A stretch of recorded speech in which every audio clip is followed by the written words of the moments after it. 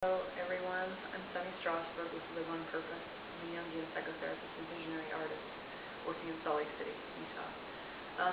I wanted to talk a little bit today about children and parents and how children they can really sense in a family, especially very young children, really sense the shadow, the projected shadow of the family.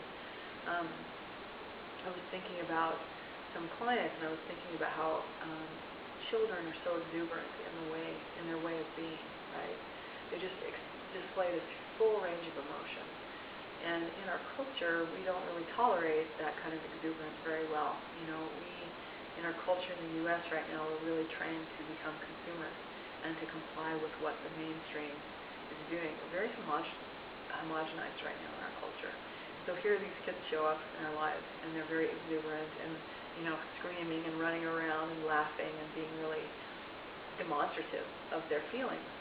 And you can imagine that parents that go to jobs where they're forced to comply for their sense of security in our consumerist society are really spending all this energy trying to push down their hopes and dreams and really being outwardly demonstrative of how they're feeling. And so they go to work all day, they deal with traffic, it's all about rules and following the car in front of you, come home, and then they have this child at home that's being very exuberant and you know, running around screaming and saying, I want milk, I want to be held, you know, I want this and that. And a lot of parents really try to squelch that in their kids. And I think that's a projection of feeling envy that these little beings are able to demonstrate how they feel and we are not. And so paying attention to that, allowing your children, I mean, yes, definitely we need to enculturate our children in how to work with society. But, you know, as I heard Michael Mead recently say, we come into this life with two agreements.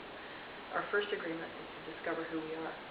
And our second agreement is to learn how to discover who we are and demonstrate that within our culture, within the confines of culture.